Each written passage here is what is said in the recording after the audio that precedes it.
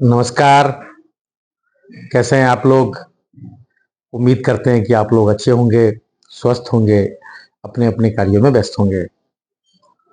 नमस्कार, केहन छी अहाँ सब?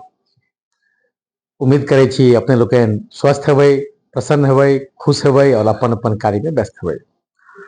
आइ काल्हि बहुत ज़्यादा ठंड के माहौल है, धीरे-धीरे ठंड बढ़ि रहल है। ओनाहियो कहल गेलैया दिसंबर और जनवरी में उत्तर भारत में बहुत तेज ठंड पड़ै छै। आई 22 तारीख का दिल्ली में अखिल भारतीय मिथिला संघ के कार्यक्रम अछि। हर वर्ष होइत अछि, हालांकि नवंबर से अक्टूबर से कहि सकै छियै जे अलग-अलग देश के अलग-अलग राज्य में जे मिथिला विभूति स्मृति पर्व समारोह, विद्यापति पर्व समारोह मनाओल जाइत अछि। वही क्रम में संजोग से हम आई दिल्ली में नहीं छी, अखने 2-3 दिन पहले एलहुँ हैं। सब मैथिल जन कार्यक्रम में जाओ, कार्यक्रम के सफल बनाओ। कालकाजी में सेहो कार्यक्रम अछि, हमरा लगैया 28 तारीख का, ओहो भी मैथिली कार्यक्रम विद्यापति पर्व समारोह अछि। अपने सब लोकनि कार्यक्रम में पहुंची और कार्यक्रम के सफल बनाबी।